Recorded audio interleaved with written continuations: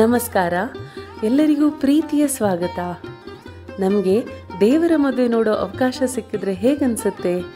ಆ ಸಂತಸವನ್ನು ಹೇಳ್ಕೊಳ್ಳಲು ನಮಗೆ ಪದಗಳೇ ಸಿಗದು. ಇದೆಲ್ಲ ಸಾಧ್ಯ ಆಗೋ ಮಾತಾ ಅಂತ ನೀವು ಯೋಚನೆ ಮಾಡ್ತಾ ಇದ್ರೆ, ಇಲ್ಲೊಂದು ಪುಟ್ಟ ಗ್ರಾಮದಲ್ಲಿ ದೇವರ ಮದುವೆಯ ಹೋಮಕುಂಡ ಇನ್ನೂ ಉರಿತಾ ಇದೆ ಅಂದರೆ ನೀವು ನಂಬಲೇಬೇಕು.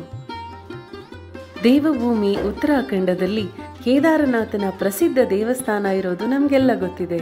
ಆದರೆ ಇದರ ಸಮೀಪದಲ್ಲೇ ಶಿವ ಪಾರ್ವತಿಯರ ವಿವಾಹವಾದ ಜಾಗ ತ್ರಿಯುಗಿ ನಾರಾಯಣ ಅಂತ ಒಂದು ಸುಂದರ ಗ್ರಾಮವೇ ಇದೆ. ಇಲ್ಲಿ ತ್ರಿಯುಗಿ ನಾರಾಯಣ ಎಂಬ ಹೆಸರಿನ ದೇವಸ್ಥಾನ ಕೂಡ ಇದೆ. ಈ ದೇವಸ್ಥಾನದಿಂದಲೇ ಗ್ರಾಮಕ್ಕೆ ಈ ಹೆಸರು ಬಂದಿದೆ ಅನ್ನೋದನ್ನು ಬೇರೆ ಹೇಳಬೇಕಾಗಿಲ್ಲ. ತ್ರಿಯುಗಿ ಅಂದರೆ 3 ಯುಗಗಳು ಮತ್ತು ನಾರಾಯಣ ಅಂದರೆ ಭಗವಾನ್ ವಿಷ್ಣು ದೇವರಿಗೆ ಪೂಜೆ ಸಲ್ಲುವ ಈ ದೇವಸ್ಥಾನ ಇರೋ ಜಾಗದಲ್ಲೇ ಹಿಂದೆ ಸತ್ಯಯುಗದಲ್ಲಿ ಶಿವರಾತ್ರಿಯ ದಿನ ಭಗವಾನ್ ಶಿವ ಮತ್ತು ಮಾತಾ ಪಾರ್ವತಿಯರ ವಿವಾಹ ನೆರವೇರಿದ್ದು. ಅವರ ಮದುವೆಗಾಗಿ ಉರಿಸಿದ ಅಗ್ನಿ ಈಗಲೂ ಅಲ್ಲಿ ನಿರಂತರವಾಗಿ ಉರಿತಾನೇ ಇದೆ. 3 ಯುಗಗಳಿಂದ ಒಮ್ಮೆಯೂ ಆರದೆ ಅಖಂಡವಾಗಿ ಉರಿಯುತ್ತಿರೋದ್ರಿಂದ ಈ ಅಗ್ನಿಯನ್ನು ಅಖಂಡ ದುನಿ ಅಂತ ಕರೀತಾರೆ. ಹೀಗಾಗಿ ಈ ದೇವಸ್ಥಾನವನ್ನು ಕೂಡ ಅಖಂಡ ದುನಿ ಮಂದಿರ ಅಂತ ಕರೀತಾರೆ. ಸುತ್ತ 4 ಪುಟ್ಟ ಪವಿತ್ರ ನೀರಿನ ಕುಂಡಗಳ ಮಧ್ಯದಲ್ಲಿರೋ ಈ ದೇವಸ್ಥಾನದಲ್ಲಿ ವಿಶೇಷವಾಗಿ ನಾವು ಅರ್ಪಣೆ ಮಾಡೋದು ಏನು ಅಂದರೆ, ಇಲ್ಲಿ ಉರಿಯುತ್ತಿರುವ ಅಗ್ನಿಕುಂಡಕ್ಕೆ ಹಾಕೋ ಕಟ್ಟಿಗೆ, ಹಾಗೂ ನಮಗೆ ಇಲ್ಲಿ ಸಿಗೋ ಪ್ರಸಾದ ಅಂದರೆ ಇದೇ ಅಗ್ನಿಕುಂಡದ ಭಸ್ಮ. ಇನ್ನು ಕೇದಾರನಾಥದ ಹಾಗೆ ಇಲ್ಲಿ ಕೂಡ ಚಳಿಗಾಲದಲ್ಲಿ ದಟ್ಟವಾದ ಹಿಮ ಬೀಳುತ್ತೆ. ಆಗ ದೇವಸ್ಥಾನ ಹಾಗೂ ಸುತ್ತಲಿನ ಪರಿಸರದ ಸೌಂದರ್ಯ ಕೂಡ ನೂರ್ಮಡಿಯಾಗುತ್ತೆ.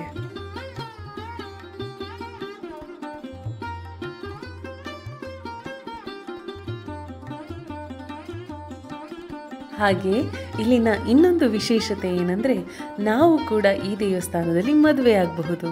ಶಿವ ಪಾರ್ವತಿಯರನ್ನೇ ನಮ್ಮ ಆದರ್ಶ ದಂಪತಿಗಳು ಎಂದು ನಂಬೋ ನಮ್ಮ ಸಂಸ್ಕೃತಿಯಲ್ಲಿ ಶಿವ ಪಾರ್ವತಿಯರ ವಿವಾಹವಾದ ಜಾಗದಲ್ಲಿ ಮದುವೆಯಾಗೋ ಅದೃಷ್ಟ ದೊರೆತರೆ ಅದಕ್ಕಿಂತ ಬೇರೆ ಸೌಭಾಗ್ಯ ಬೇಕೇ? ಇಲ್ಲಿ ಮದುವೆ ಆಗಬೇಕು ಅಂದರೆ ಮೊದಲೇ ನಾವು ದೇವಸ್ಥಾನದ ಆಡಳಿತ ಮಂಡಳಿಯವರನ್ನು ಸಂಪರ್ಕಿಸಬೇಕು. ಅವರ ನಿರ್ದೇಶನ ಮತ್ತು ಅನುಮತಿಯ ಮೇರೆಗೆ ಮಾತ್ರ ಇಲ್ಲಿ ಮದುವೆ ಮಾಡಿಕೊಳ್ಳೋ ಅವಕಾಶ ದೊರೆಯುತ್ತೆ. ಹಾಗೆಂದು ಇಲ್ಲಿ ಅದ್ಧೂರಿ ಮದುವೆಗೆ ಅವಕಾಶ ಇಲ್ಲ.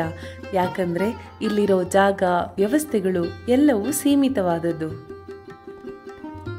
ಇಲ್ಲಿ ನಮಗೆ ಉಳಿದುಕೊಳ್ಳಲು ಸರ್ಕಾರದ GMVN ಗೆಸ್ಟ್ ಹೌಸ್ಗಳು ಮತ್ತು ಗ್ರಾಮಸ್ಥರ ಪುಟ್ಟ ಧರ್ಮಶಾಲೆ ತರಹದ ರೂಮ್ಗಳು ಕೂಡ ದೊರೆಯುತ್ತದೆ. ಇನ್ನು ಈ ದೇವಸ್ಥಾನ ಕೇದಾರನಾಥ್ ಬೇಸ್ ಕ್ಯಾಂಪ್ ಸೋನ್ಪ್ರಯಾಗದಿಂದ ಕೇವಲ 8 ಕಿಲೋಮೀಟರ್ ದೂರದಲ್ಲಿದೆ. ಗುಪ್ತಕಾಶಿಯಿಂದ ಇಲ್ಲಿಗೆ 38 ಕಿಲೋಮೀಟರ್ಗಳ ಪ್ರಯಾಣ.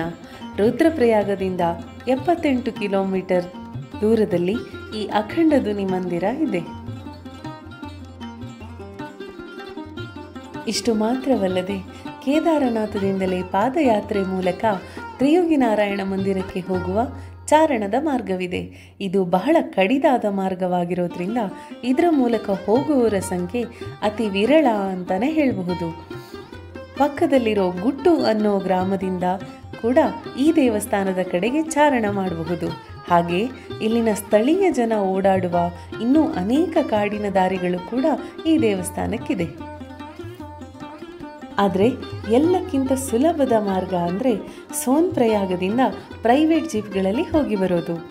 ಎತ್ತರದ ಬೆಟ್ಟವನ್ನು ಕೊರೆದು ಮಾಡಿದ ರಸ್ತೆಯಲ್ಲಿ ಕೆಳಗೆ ನೋಡಿದ್ರೆ 1000 ಅಡಿಗಳಷ್ಟಿರುವ ಪ್ರಪಾತದ ಮಧ್ಯೆ ಕಡಿದಾದ ಕಚ್ಚಾ ರಸ್ತೆಯಲ್ಲಿ ಪ್ರಯಾಸದ ಪ್ರಯಾಣಕ್ಕೆ ಲೋಕಲ್ ಜೀಪ್ಗಳೇ ಉತ್ತಮ. ರುದ್ರ ರಮಣೀಯವಾದ ಪ್ರಕೃತಿಯ ಸೌಂದರ್ಯವನ್ನು ಆಸ್ವಾದಿಸ್ತಾ ದೇವಸ್ಥಾನ ತಲುಪಿದರೆ ಸಾಕ್ಷಾತ್ ಶ್ರೀಮನ್ನಾರಾಯಣನೇ ಸ್ವತಃ ಬಂದು ಆಶೀರ್ವಾದ ಮಾಡಿದಷ್ಟು ಸಂತೃಪ್ತಿಯಾಗುತ್ತೆ. ಇಲ್ಲಿರೋ 106 ವರ್ಷ ಹಳೆಯ ಈ ಪುಸ್ತಕಗಳಿಗೂ ನಮಗೂ ಇರೋ ಸಂಬಂಧದ ರಹಸ್ಯವೇನು?